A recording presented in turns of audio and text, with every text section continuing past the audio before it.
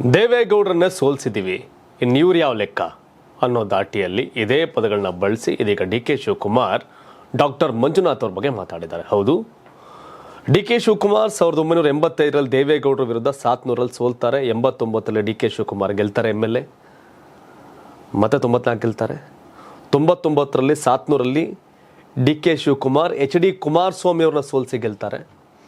2002 Kanakapura Lok Sabha by election ದೇವೇಗೌಡರ ವಿರುದ್ಧ ಸೋಲ್ತಾರೆ.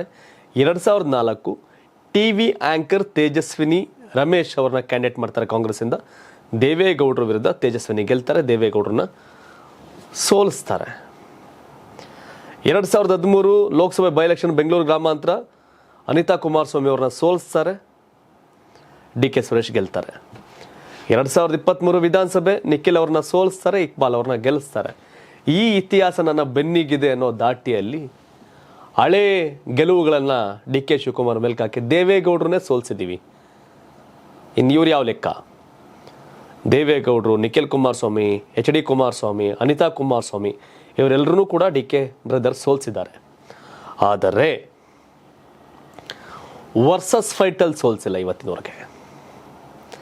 ಇವತ್ತಿನವರೆಗೂ ಕೂಡ ವರ್ಸಸ್ ಫೈಟಲ್ಲಿ ಸೋಲಿಸೋಕೆ ಸಾಧ್ಯ ಆಗಿಲ್ಲ.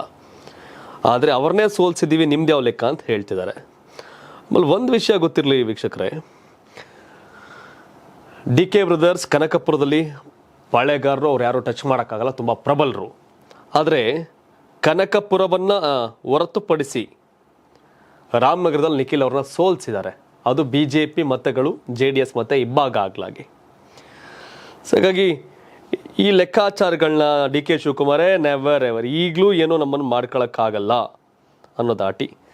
2002ರಲ್ಲಿ ವೀಕ್ಷಕರೇ ಬೈ ಎಲೆಕ್ಷನ್ ಆಗುತ್ತೆ.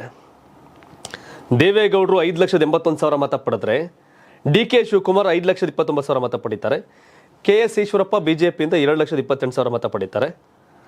52,000 ಮೆಜಾರಿಟಿಯಲ್ಲಿ ದೇವೇಗೌಡರು ಗೆಲ್ತಾರೆ. ಸೊ ಹಾಗಾಗಿ ಅದು ಬೈ ಎಲೆಕ್ಷನ್ ಸಂದರ್ಭ. ನಾನು ನಿಮಗೆ 2004 ಲೋಕಸಭೆದು ಕೂಡ ಹೇಳ್ಬಿಡ್ತೀನಿ. ದೇವೇಗೌಡರು ಸೋತಂತ ಚುನಾವಣೆ, ತೇಜಸ್ವಿನಿ ರಮೇಶ್ ಅವರು 5,84,000 ಮತ ಪಡಿತಾರೆ. BJPಯ ರಾಮಚಂದ್ರೇಗೌಡರು 4,67,000 ಮತ ಪಡಿತಾರೆ.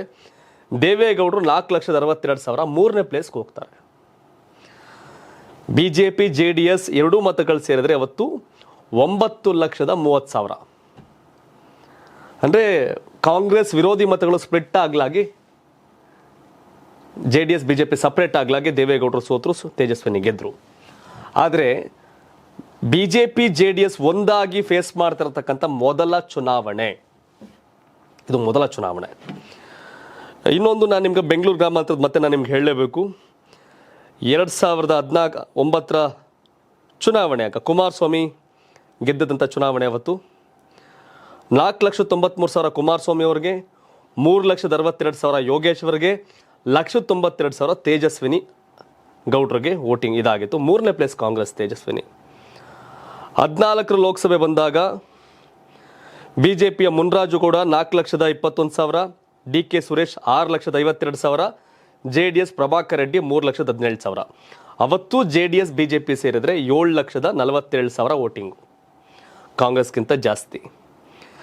2019 ಲೋಕಸಭೆ ಬಂದಾಗ ಡಿ ಕೆ ಸುರೇಶ್ JDS ಕಾಂಗ್ರೆಸ್ನ ಮೈತ್ರಿ ಅಭ್ಯರ್ಥಿ 8,77,000, BJP ಅಶ್ವಥ್ ನಾರಾಯಣ ಗೌಡ 6,70,000. ಅವತ್ತು ಯೋಗೇಶ್ವರೇ ನಿಂತಿದ್ರು ಗೆಲ್ಲೋದು ಅನ್ನೋ ಲೆಕ್ಕಾಚಾರಗಳಿತ್ತು. ಬಟ್ ಅಶ್ವಥ್ ನಾರಾಯಣ ಯಾವನಿಗೂ ಗೊತ್ತಿಲ್ಲ ಯಾರು ಈತ ಅಂತ. ಅವರೇ 6,70,000 ಮತ ಪಡೆದಿದ್ರು.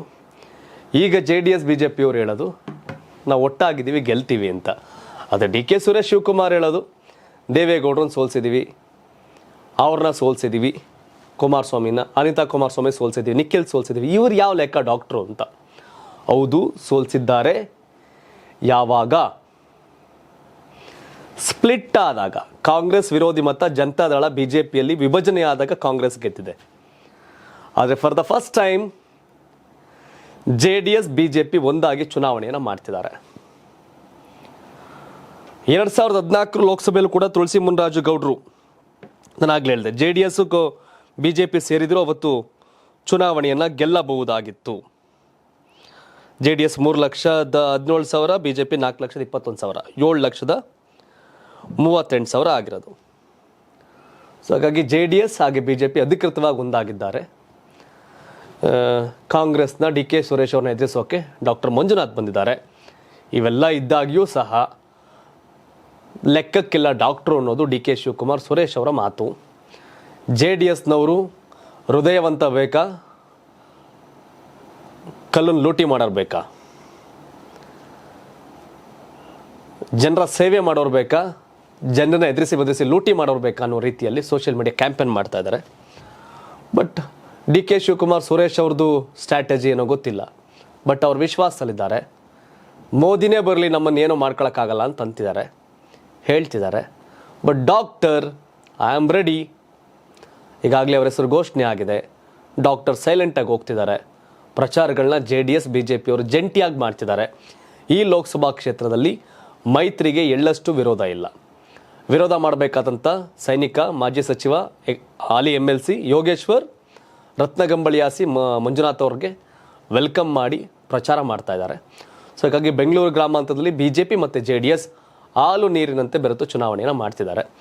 But DK Suresh Shivakumar never ever ಚಾನ್ಸೇ ಇಲ್ಲ ಅಂತಿದ್ದಾರೆ. ನಾನು ಆಗಲೇ ಹೇಳಿದೆ, ದೇವೇಗೌಡರನ್ನೇ ಸೋಲಿಸಿದ್ದೀವಿ, ಇವ್ರು ಯಾರು ಅಂತ DK ಶಿವಕುಮಾರ್ ಹೇಳಿರೋದಕ್ಕೆ.